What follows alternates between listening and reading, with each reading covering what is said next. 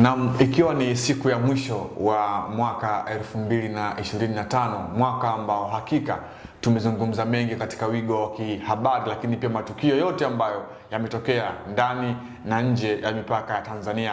Karibu ndani ya Morning Recap, siku nzuri ya Jumatano, tarehe 31 mwezi wa 12 mwaka 2025, ikiwa leo tumekuandalia mengi mtazamaji wetu wa Anwar TV.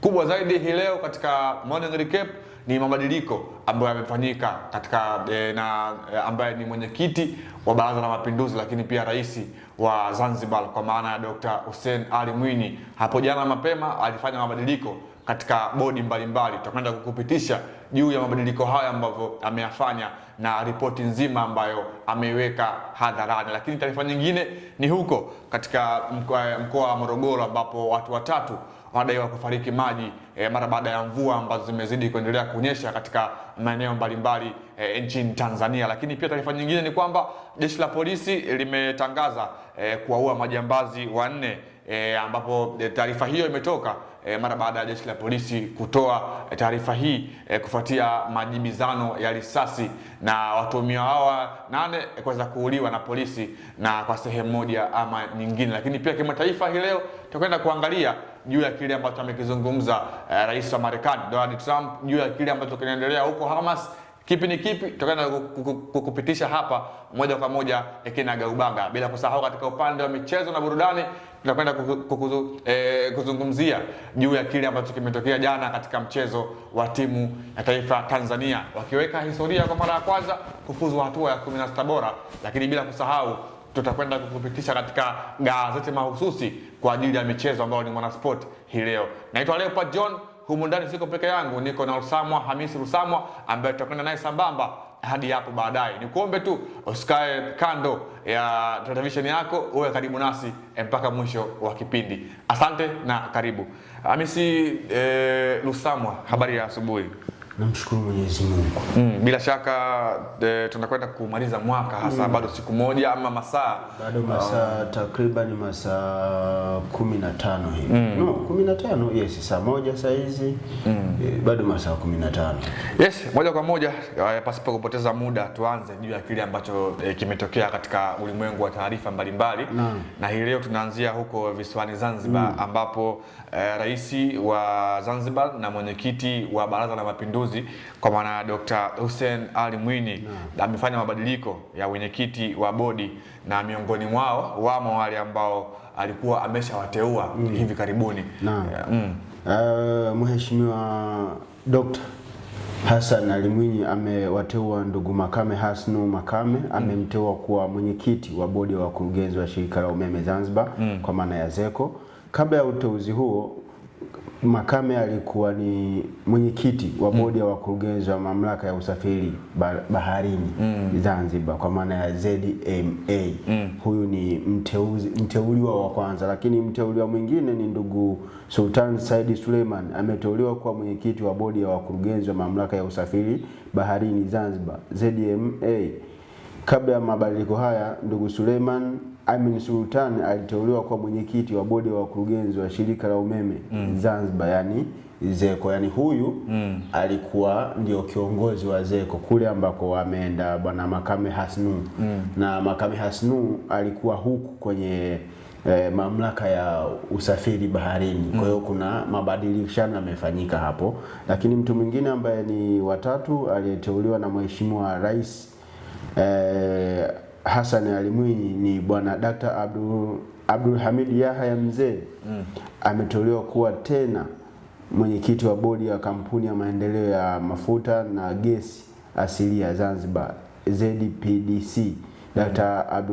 Abdul Hamid ni katibu wa Baraza la Mapinduzi na katibu mkuu kiongozi mstaafu wa serikali ya mapinduzi, yani SMZ. Na uteuzi huu mara moja umeanza hiyo jana. Na tunaona serikali ya mapinduzi ya Zanzibar kwa chini ya Rais Dr. Hussein Mwinyi wamekuwa wanafanya kama vile kuboresha yale maeneo ambayo ni muhimu kwa sehemu moja ama nyingine. Kwa sababu ukiangalia Zanzibar imekuwa inafahamika kwamba wao wamejikita katika ile blue economy, kwa maana uchumi wa blue. Uchumi wa blue. Na ndio imekuwa blue. So blue. Kwa Kiswahili fasaha kabisa. Kwa Kiswahili fasaha. Kwa hiyo unaona Dr. Hussein Mwinyi ameona kuna kipato ama kuna uchumi ambao unaweza ukapatikana katika haya maeneo. So akaamua kuweka wale wakurugenzi ambao wanaweza kuwa na usimamizi mzuri. Wanafuata ule utaratibu mzuri, ufuatiliaji wa kina wa kuhakikisha kila kimoja kinafanyika kwa namna ambavyo kinapaswa kuwa kinafanyika. Na nimeona hapa kwa kuhakikisha kwamba nishati imekuwa ni kitu muhimu kwenye maisha. Tumeona hapa katika upande wa nishati amemteua mkurugenzi wa ZECO. Sisi huku kwetu tuna TANESCO, lakini ndugu zetu kule wao wana ZECO. So naona kitu kama hichi kinakwenda kuashiria wanahitaji kuweza huduma za nishati kuweza kufikiwa katika maeneo mbalimbali. So na hiyo inakuwa inatoa ishara kwamba katika utawala wake wa safari hii ameamua kuboresha zile sekta ambazo kwa sehemu zimekuwa zina faida kwa jamii. Kwenye nyanja kubwa mbili, nishati na uvuvi na usafirishaji, kwa sababu unapozungumzia baharini huko kuna shughuli ya uvuvi, lakini pia kuna shughuli ya usafirishaji, lakini kwa vyovyote vile inaenda sambamba na upande huu ambao ni wa nishati. Kwa sababu viwanda ambavyo vitakuja kusindika samaki watakaokuwa wametokana na uvuvi vinahitaji umeme. Lakini pia amegusa hasa katika, unajua wakazi wengi wa Zanzibar wamekuwa wanahusika na bahari kwamba ndio sehemu yao ya kupata kipato. By the way, kuna wavuvi kama ulivyozungumza, lakini kuna wale ambao wanafanya shughuli za kilimo. Tumeona kilimo cha mwani kimekuwa ni sehemu ya Wazanzibari wengi kuweza kujiingizia kipato. Kwa hiyo pongezi kwa Rais wa Zanzibar, lakini pia mwenyekiti wa Baraza la Mapinduzi kwa juhudi ambazo ameendelea kuzifanya na kuweza kuweka mabadiliko katika wakurugenzi mbalimbali wa bodi mbalimbali za kutendea kazi huko visiwani Zanzibar. Tukiachilia mbali taarifa hiyo, mtazamaji, tunaelekea katika taarifa nyingine ambapo ni huko mkoani Morogoro ambapo watu watatu wamedaiwa kufariki mara baada ya kusombwa na maji huko mkoani Morogoro. Kwa undani wa taarifa hii ni kwamba kutokana na mvua ambazo zinaendelea kunyesha, watu watatu wameripotiwa kufa maji manispaa ya Morogoro katika matukio matatu tofauti. Akizungumza na waandishi wa habari mapema jana, kamanda wa polisi mkoa wa Morogoro CACP Alex Mkama amesema kumetokea matukio matatu tofauti kutoka kata ya Mafisa, Mwembesongo na Chamwino.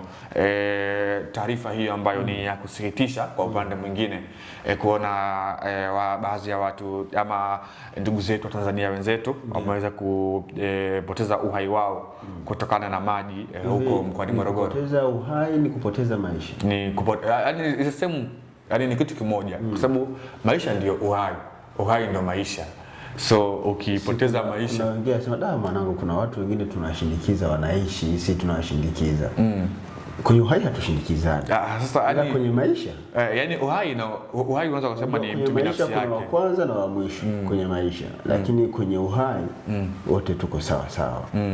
Haujabaini tofauti hapo? Tofauti huko. Wewe unasikia mwanangu una maisha mazuri kuliko mimi. Alafu wewe umeshatoka mwanangu unapumua vizuri.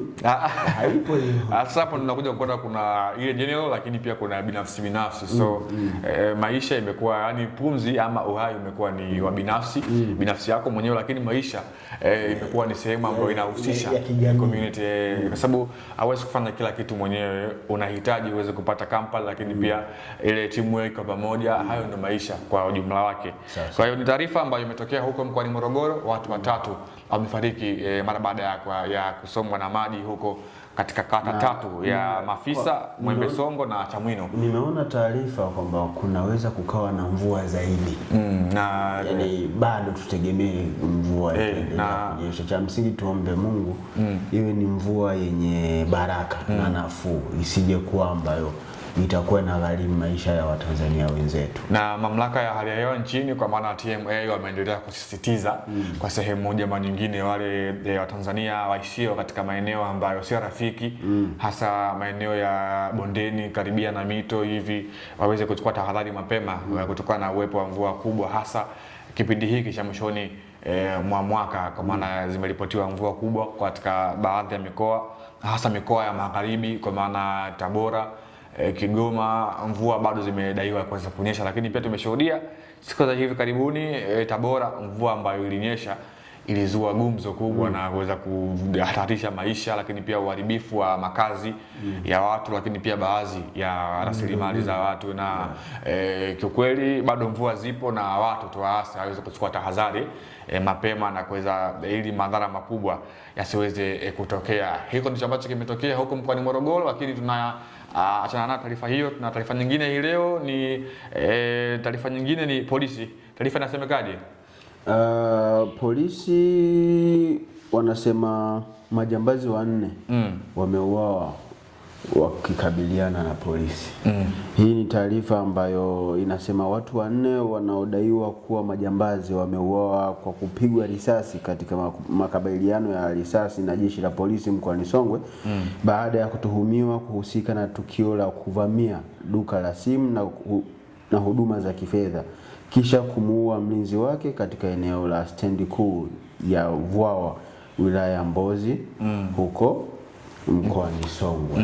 Na jeshi la polisi limeamua kuweka thabiti katika maeneo ya ulinzi wa raia na mali zao, kwamba ndio sehemu ambayo wao jukumu lao mama, kwamba kuhakikisha raia yeye salama wao na mali zao. Na hii ni ripoti ambayo imekuja muda mchache. Tumeshuhudia pia mkoani kwetu Kigoma hapa siku za hivi karibuni jeshi la polisi lilitangaza kuweza kumuua jambazi mmoja ambaye alikuwa ziwani, kwamba ni kama vile alikuwa ni mharamia hivyo ziwani, na jeshi la polisi mkoa wa Kigoma likaripoti hiyo taarifa. Kwa hiyo jeshi la polisi nchini limeendelea kuweza kuhakikishia wananchi usalama. Na taarifa hii ni moja kati ya tukio kubwa na la kuwapongeza jeshi la polisi kwa sehemu moja ama nyingine kupambania ulinzi wa raia pamoja na mali zao. Hiyo ndio ambayo imetokea huko mkoani Songwe, na kutokana na watu 4 wameuawa na jeshi la polisi ambao hawa nao pia walikuwa wanaonyesha nia, kwa maana kwa ripoti walikuwa wanakabiliana kwamba walikuwa nao pia wanajibu za moto. Nao pia walikuwa wanajibu. So unaona ni tukio ambalo watu wameamua na kuanza kuweka vitendo vya uhalifu, lakini jeshi la polisi limeamua kwa imara na kuweza kupigania rasilimali za wananchi. Hivi umewahi kujiuliza majambazi huwa wanazipata wapi silaha?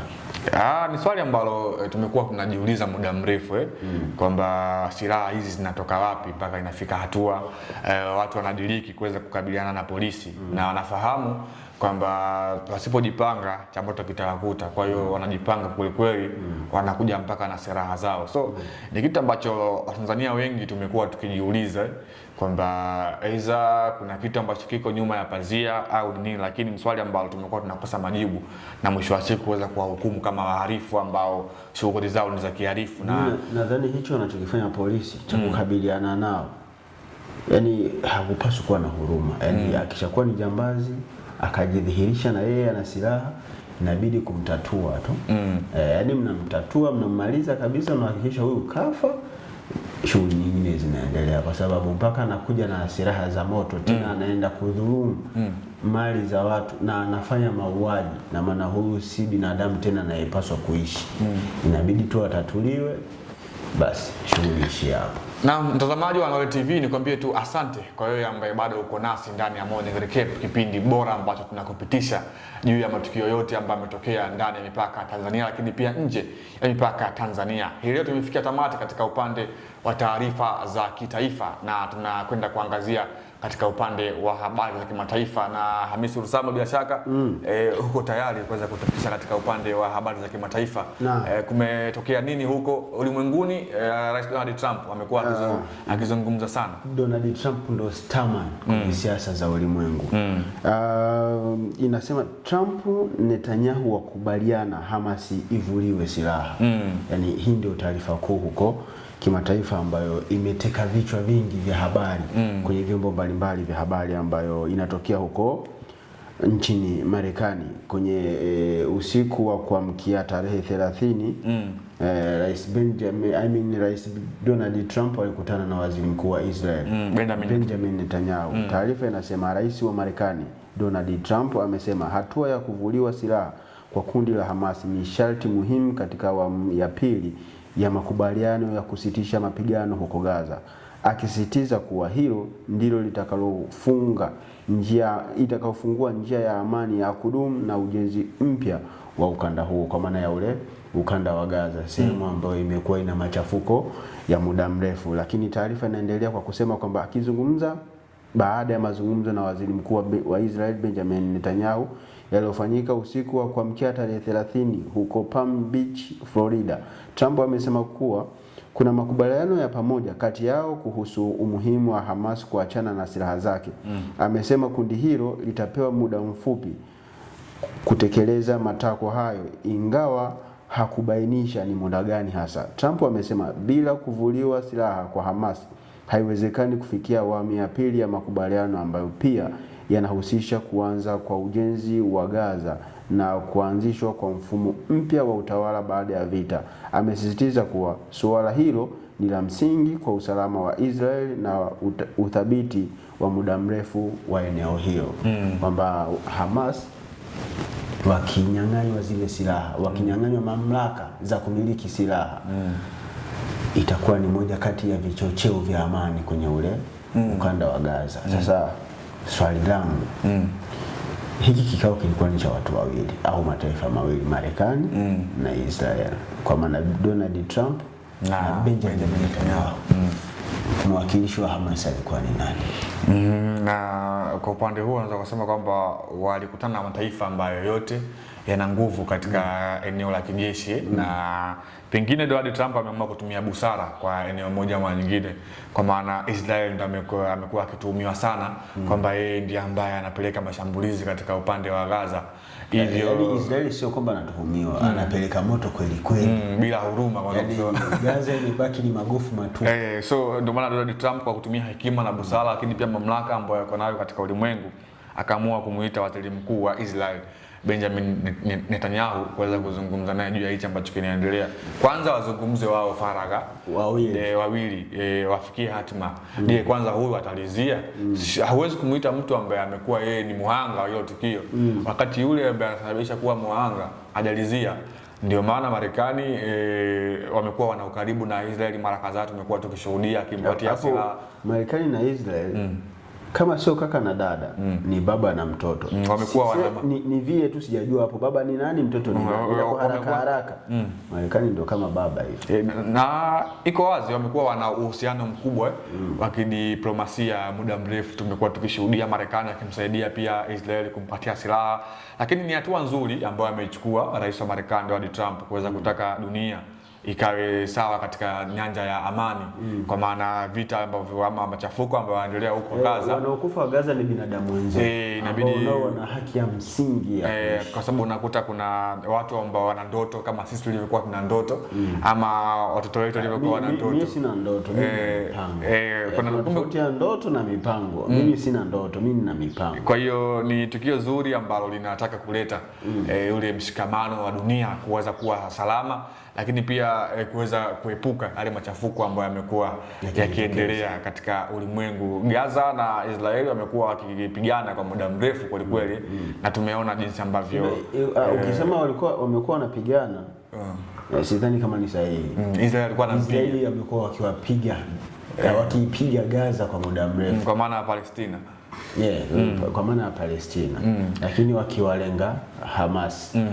Sasa ukiangalia walipopiga kama lile eneo lote walikuwa ni kuwatafuta Hamas mpaka hospitali. Na mtazamaji wa Anwar TV, hiko ndicho ambacho kimetokea katika upande wa kimataifa, ambao tumeangazia mgogoro ambao unaendelea kati ya Israel na Palestina katika eneo la Gaza. Na mapema jana rais wa Marekani Trump alikutana na mheshimiwa waziri mkuu wa Israel kwa maana Benjamin Netanyahu na kufanya naye mazungumzo juu ya kusitisha mapigano ambayo yanaendelea huko Gaza. Tunakwenda kuangazia katika upande wa michezo na burudani, na hapa tayari nimelipata gazeti la Mwanaspoti ambao ni gazeti mahususi kwa ajili ya michezo na yale yote ambayo yametokea katika upande wa michezo. Lakini pia usahau tukaenda kuangazia juu ya kile ambacho kimetokea hapo jana katika uwanja wa Rabat Olympics huko nchini Morocco, Taifa Stars ikiweka rekodi ambayo haitoweza kusahaulika. tunakwenda kuangalia katika upande wa michezo na burudani katika upande wa gazeti la Mwanaspoti. Au tuanze na Stars. Yaani leo tunapaswa kuanza na timu ya taifa ya Tanzania, Taifa Stars chini ya Miguel Angel, ni Angel. Ile ni Angel Gamondi. Jana amefanya makubwa na kuweza kuweka rekodi lakini tumeweza kufurahi, lakini tukiangalia mtu ambaye tunakwenda kukutana katika hatua ya 16 bora hiyo itakuwa ni story nyingine. Nisikilize kwanza, yani furaha yetu haina mahusiano yoyote na mechi ya 16 bora. Yani sisi tunafurahi kuingia 16 bora, hiyo ndio furaha yetu. Na jana kwenye morning recap nilisema Waarabu sio kwa lengo la kuwabagua, sio Waarabu, watu wa kaskazini mwa Afrika. Si ni Waarabu au Waarabu wanakuwa kama vile unawatenga ndugu zetu bwana. Sio kuwatenga kwa sababu ndio rangi yao, na si msemo kwa maana ya kuwabagua. Kama sitaita wale Waarabu, wao sisi huko wanatuhitaji wao, ni kama ni lugha za kibaku za kibaku. Itategemea umeizungumza kwenye tuwaite ndugu zetu wa Afrika ya Kaskazini. Ndugu zetu wa Afrika ya Kaskazini hatuwaogopi hata kidogo. Kwa hiyo jana tumeruka na Tunisia, tunaenda kuishi na Morocco. Tumwambie mtazamaji ambaye yeye hajafahamu kile ambacho kimetokea jana ni kwamba jana Tanzania Taifa Stars wamefuzu katika hatua ya 16 bora mara baada ya kutoka sare katika mchezo wao wa mwisho wa kundi C dhidi ya timu ya taifa ya Tunisia na kufanya Tanzania Taifa Stars kufikisha alama 2 kwenye kundi C na kuweza kupita katika hatua ya 16 bora katika mfumo wa best loser. Na msimamo wa kundi C inasomeka kwamba Nigeria wao wanaongoza kundi akiwa na alama 9, wakati vijana wa Tunisia wao wakiwa na alama zao 4 na Tanzania wao nafasi ya 3 na alama 2, hivyo kufanya nafasi ya Tanzania kwenda hatua inayofuata kwa kigezo cha best loser ama yule ya mshindi wa 3 ambaye amefanya vizuri ili madi watu waweze kutuelewa vizuri. Maana kusema best loser mtu atakuwa hawezi kukuelewa vyema. Yaani kwa lugha nyepesi ni mshindwa bora. Yaani mshindi wa 3 ambaye kidogo ameonyesha mwanga kuelekea kwenye ile hatua. Lakini tulikuwa tunapigana na Angola ambao Angola yetu kamzidi magoli ya kufunga na kufunga. Sisi tumefunga kila mchezo. Lakini Angola mchezo wake wa mwisho na Misri alitoka sare bila na jana sisi tukashinda pia goli lingine ndio tuliruhusu. Kwa tukawa tumeshinda magoli mangapi? Matatu. Huku tukiwa tumeruhusu mabao 4 katika kundi C. Ni 4? Tulifungwa 2 na Nigeria, tukafungwa 1 na Uganda, jana pia 1 na Tunisia, ni 4. Kwa hiyo tuwape tu pongezi timu ya taifa ya Tanzania au kuna kitu ambacho unaweza ukazungumza? Kilichofanyika jana ni kwa maslahi mapana ya nchi. Yaani haipo Mtanzania ambaye hakulala na furaha hapo jana. Kile walichokifanya ni kuna watu ambao kuangalia mpira hakujua useme, yani usimsemee mtu Usamwa, jaribu kuzungumza juu ya kile ambacho kimetokea, useme kila Mtanzania. Kuna watu ambao walikuwa busy na najua kuna watu walikuwa busy na maisha na maisha mengine. Ukisema wapenzi wa soka wa Tanzania, wapenzi wa soka wa Tanzania tulilala na furaha sana. Kwa mara ya kwanza Tanzania inaenda hatua ya 16 bora. Kuna watu wanataka kuidogosha furaha yetu, tumeingia 16 bora bila kushinda. Yaani hata kama ingekuwa inawezekana kuchukua kombe bila kushinda, tayari sisi tungekuwa ni nani? Mabingwa. Kwa hiyo kongole kwa timu ya taifa ya Tanzania, tupige makofi. Lakini pia jana tumpigie coach Miguel Angel Gamondi juu ya kile ambacho amekifanya, na nilimsikia mara baada ya mchezo kutamatika alizungumza kiufundi zaidi, lakini nikwambie tu kwa wewe ambaye unataka taarifa nzima ya kimichezo ni ndani ya Ladha za Afrika, lakini pia usahau Golden Boot hapa ndani ya Anuari TV. Tupite na habari kubwa katika upande wa gazeti la kimichezo hii leo, na bila shaka katika gazeti la leo la Mwanaspoti taarifa kubwa inasema kwamba ni kiungo Gumzo asepa, Yanga yasaka mbadala wake. Kiungo Gumzo aliyesepa ni nani? Mimi wako wawili pale ambao wanahusishwa. Wewe hujamjua? Yuko mimi labda na Mohamed Dumbia. Kuna yule nani? Achana na Mohamed Dumbia, yupo alikuwa Gumzo, yupo. Adabwile au ni nani? Wewe zunguka tu utafika. Kwa hiyo ndicho hicho ambacho wamekiandika. Bado hawajamjua. Mimi na wewe tunamjua. Mimi simjui, usinisake mimi kujipa mimi mzigo. Mimi nakukataa Lusama. Bala, Conte.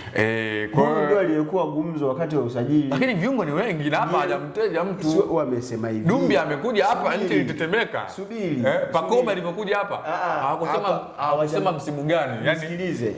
Pakome ameondoka Yanga.